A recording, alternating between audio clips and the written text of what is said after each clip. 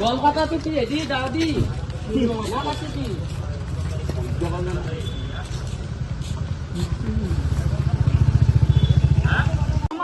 তোমার ভাইরে ভঙ্গামি করবে কিছু তুমি লগা তোমার ভাইরে ভঙ্গামি করছি তুমি লগা দিয়া আমার কবা লাগা কি আছে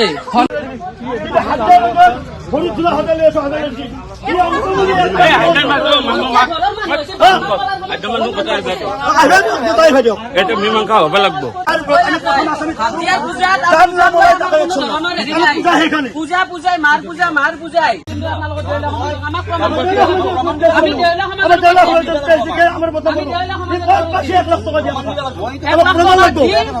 আমার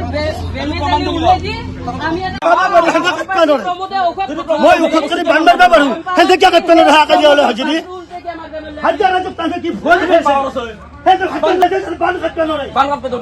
মোক মাৰে যাওঁ তোৰ তেতিয়াহ'লে কাৰ কিমান পাৱাৰ আছে চাওঁ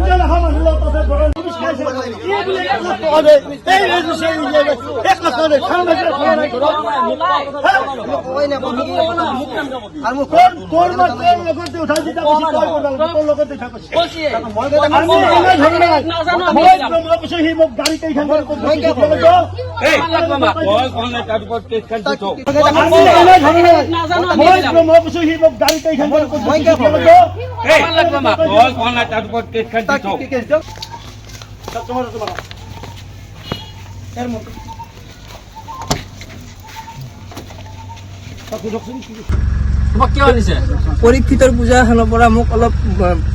কুবদনাম দি কিনে তেওঁৰ লগত মোক কাজিয়া লগাই কিনে মোক ফচাইছে ছ'চিয়েল মিডিয়াত তুমি বেয়া বেয়া মন্তব্য কৰা বুলি অভিযোগ আহিছে সেইবিলাক মোক চব পৰীক্ষিত কৰিবলৈকে কৈছিল কোনে কৰিব দিছিলে পৰীক্ষিত কোন হয় হাজিয়া ৰাইজৰ সেই দেওধা সমাজৰ শিৱৰ বুঢ়া হয় মোৰ নাম প্ৰমোদ বেজবৰুৱা মই ৰামদিয়া মনসা মন্দিৰৰ প্ৰতিষ্ঠাপক তথা ৰামদিয়া মনসা মাৰৈবৰত যিখন হৈছে এইখনৰ প্ৰতিষ্ঠাপক আপোনালোকৰ আশীৰ্বাদত পদ্মা কুমাৰীৰ মই সাধক হিচাপে মই কাম কৰি আছোঁ আৰু হাজো আঞ্চলিক দেৱ সমাজৰ সভাপতি হিচাপে মই বৰ্তমানৰ কাৰ্যনিৰ্বাহ কৰি আছোঁ আৰু কামৰূপ অজা ঢুলীয়া দেৱ সমাজৰ মই বৰ্তমানৰ উপদেষ্টা হিচাপে কাৰ্যনিৰ্বাহ কৰি আছোঁ দেৱ সমাজ আহিবলগীয়া হৈছে দেৱ সমাজ আচলতে আহিব লগাৰ কাৰণটো লজ্জিত হৈছে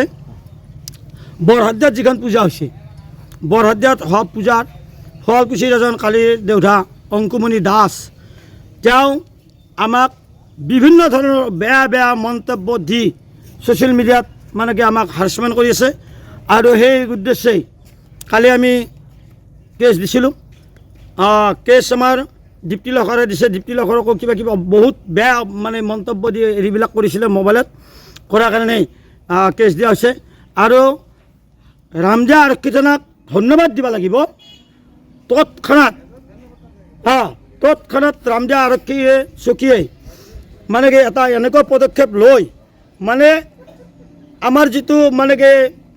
পাকিস্তানৰ লগত যিটো সিন্ধুৰ মানে কি হেৰি হৈছিলে মানে কি আক্ৰমণ হৈছিলে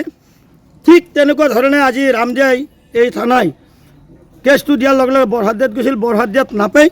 তেওঁ বংশৰত থকা এটা অনুমান পায় বংশৰ পাই লগে লগে তেওঁক এৰেষ্ট কৰিছে এৰেষ্ট কৰি লৈ আহিছে কাৰণ কি